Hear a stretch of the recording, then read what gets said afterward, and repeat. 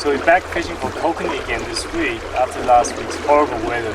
Even though we caught lots of fish last week, the rain was just a little too much. I mean, this boat basically filled up like a bathtub by the end. So the weather's pretty nice, a bit of overcast, a bit of sun, and I don't think it's gonna rain today, so hopefully we get some fish too.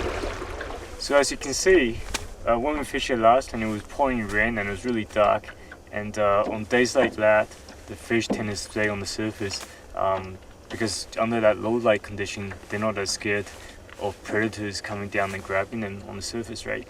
So they were feeding on the surface last week, and we caught quite a few fish by flow fishing. Whereas today, it's a little bit sunny. It's not totally sunny. It's a little sunny, a little brighter. So we didn't see as many risers. We saw some, but most of the fish were actually on the bottom. So we decided to use a bottom rig. So you can see, it's a good idea to switch back and forth just to, there isn't really one technique that's the best technique for one species, whereas there's several techniques that you can use to adapt to different conditions on different days.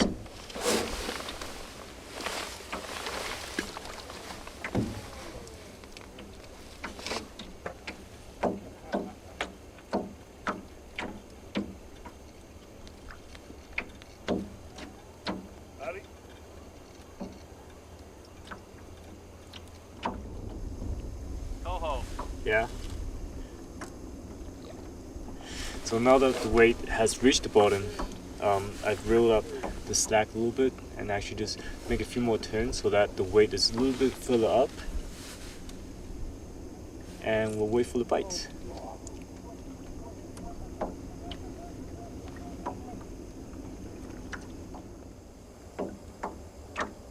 Oh, here's a bite.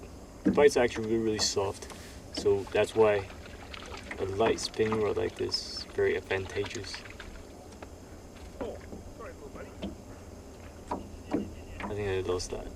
It's been biting quite a lot.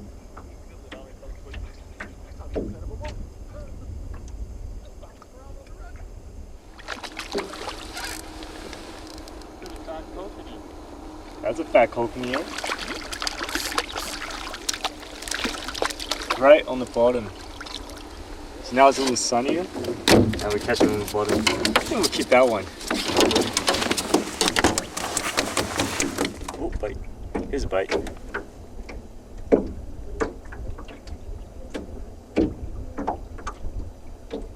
Oh, here comes.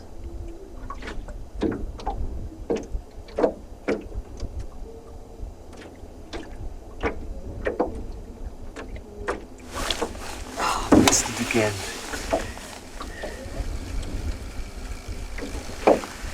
Man, the bites are so light, it's so easy to miss. Oh.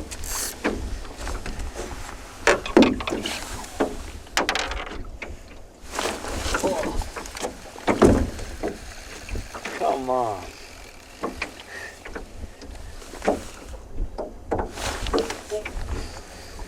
Man, the bites are so soft. That's the problem with bottom fishing. You can't get it. Can't get it.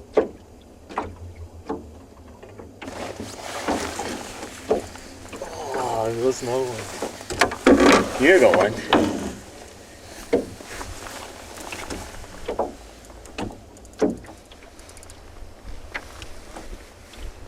This one fights pretty well.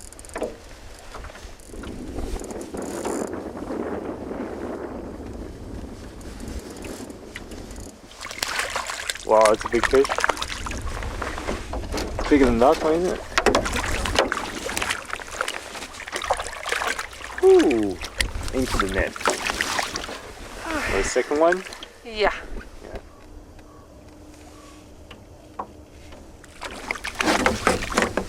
So I switched to the float, started float fishing, then they just got into the net. Then Nina started eating her lunch, looked over, and her rod's bending down and there's a fish on. And here it is. Another one after 1 hour of nothing.